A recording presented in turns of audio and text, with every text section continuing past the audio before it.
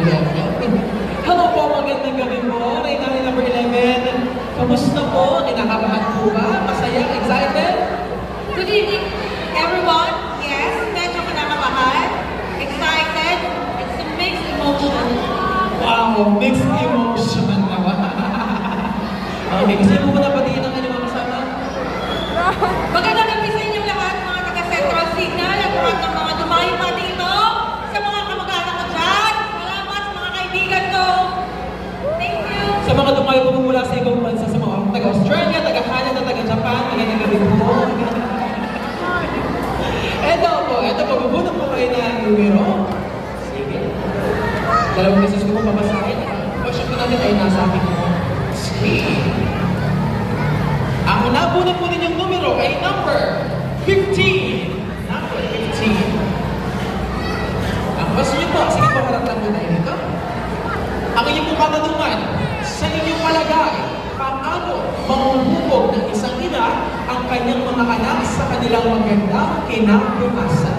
Ulitin po natin, sa iyong palagay, paano po mahuhubog ng isang ina ang kanyang mga anak sa kanilang magandang kinabukasan? Maganda po?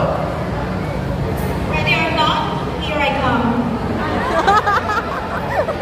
Good evening, ladies and gentlemen. Gusto ko nang batiin lahat ulit. Napakagandang katanungan. Sa tanong na ito, sa inyong palagay, paano mahuhubog ng isang ina ang kanyang mga anak sa kanilang magandang kinabukasan?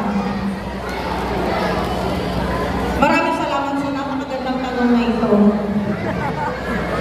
Para sa akin, ang isang ina, nahuhubog niya ang kanyang mga anak mula sa kanyang pagmamahal. Pagkatapos nun lahat, everything follows through. Dahil sa pagmamahal, ginagawa mo ang lahat para sa iyong mga anak.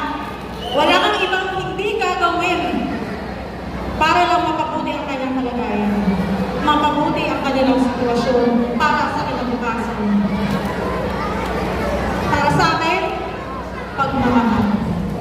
At alam ko, naniniwala kayo sa pinaniniwala ko na ang kabataan ay ang pag-asa ng bayan. The more you empower the women, the more you empower the children. And